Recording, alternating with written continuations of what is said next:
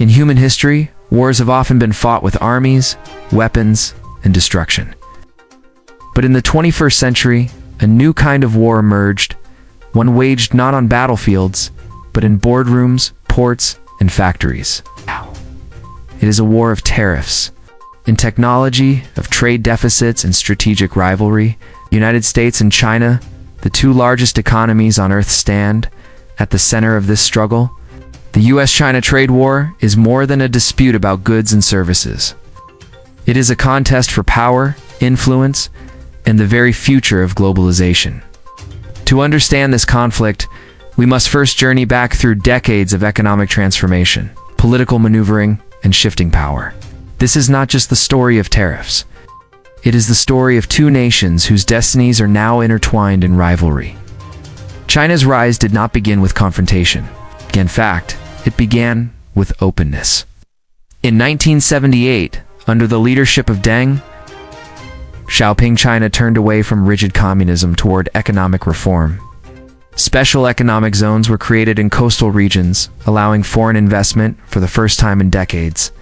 Western companies entered, eagerly attracted by cheap labor and a vast potential market. Factories sprung up. Workers migrated from villages to booming cities. By the 1990s, China had become the world's factory, exporting toys, textiles, electronics, and machinery at breathtaking speed. American consumers benefited. Walmart, Target, and Amazon filled their shelves with low-cost Chinese goods. But while shoppers saved money, U.S. manufacturing communities felt the pressure. Between 2001 and 2016, the United States lost nearly 3.5 million manufacturing jobs. Many economists pointed to the China shock. The rapid flood of Chinese imports after Beijing joined the World Trade Organization in 2001. China's WTO accession was supposed to bring reforms. Instead, critics argued, it entrenched unfair practices. State-owned enterprises received subsidies. The yuan was kept artificially low. Intellectual property theft became a major concern. For U.S. corporations doing business in China, often came with a price-forced technology transfer. By the 2010s, frustration was boiling in Washington. And as China grew stronger under Xi Jinping, the stage was set for open confrontation. In 2016, Donald J. Trump campaigned on an America First agenda. Central to his message was the argument that China had been cheating America for decades. Trump promised to confront Beijing directly, something past administrations had avoided. In 2018, the world watched as words turned into action.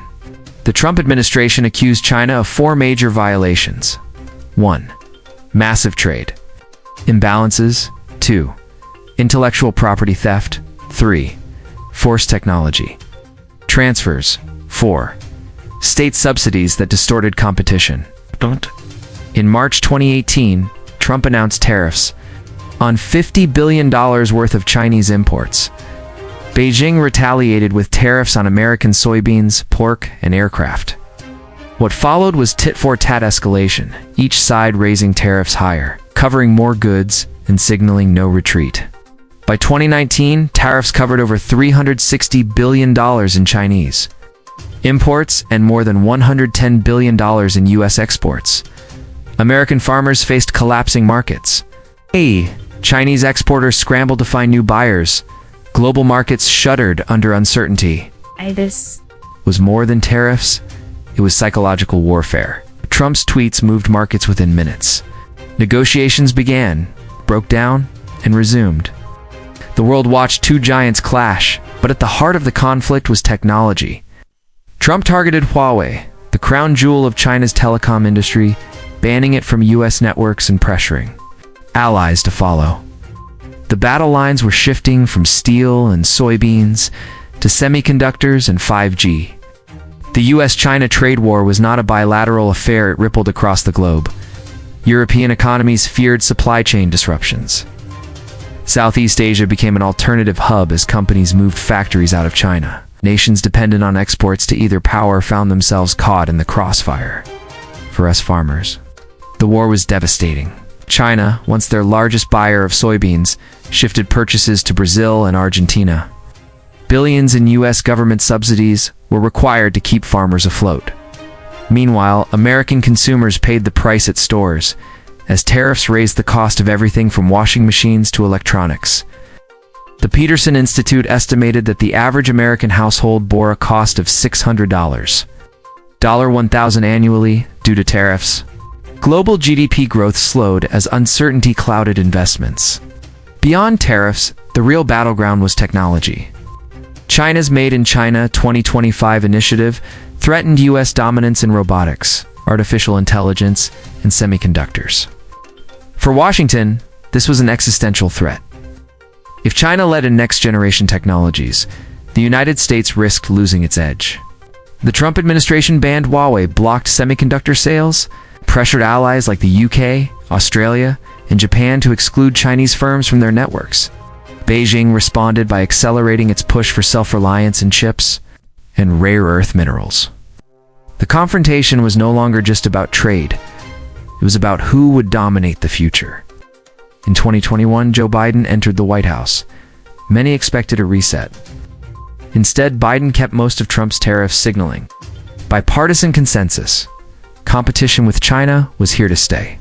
However, Biden shifted strategy. Less unilateral tariffs, more coordination with allies. The Quad Alliance, Indo-Pacific strategy, and cooperation with Europe reflected this approach. The rivalry expanded to climate policy, global health, and military strategy, yet the core economic dispute remained unresolved. China, too, adapted. Xi Jinping doubled down on the Belt and Road Initiative, extending loans and infrastructure to Africa, Latin America, and the Middle East. Domestically, Beijing pursued dual circulation, reducing reliance on exports, boosting domestic consumption, and investing in high-tech sectors. China signaled it would not be cornered. If the U.S. sought decoupling, Beijing would seek alternatives and allies. What lies ahead? 3 possible futures emerge. 1. Escalation, a full economic decoupling, and with rival supply chains and global blocs. 2. Managed competition, tensions remain, but both sides maintain trade, seeking balance. 3. Selective cooperation on climate. Health and finance, rivals find common ground. Each path carries risks. Escalation could fracture globalization. Managed competition could stabilize markets but maintain rivalry. Cooperation, though possible, remains fragile, dependent on political will. The U.S.-China trade war is more than an economic dispute. It is a struggle between two visions of the world. One led by Washington, defending a liberal international order. The other by Beijing, promoting state-driven capitalism and multipolarity. For businesses, workers, and nations, the consequences are profound. Tariffs may rise or fall, but the deeper contest for technology, influence, and leadership has only begun. In the 21st century, power is measured not only by armies, but by algorithms, supply chains, and markets. The U.S.-China trade war is not over. It is only the opening chapter of a new global rivalry.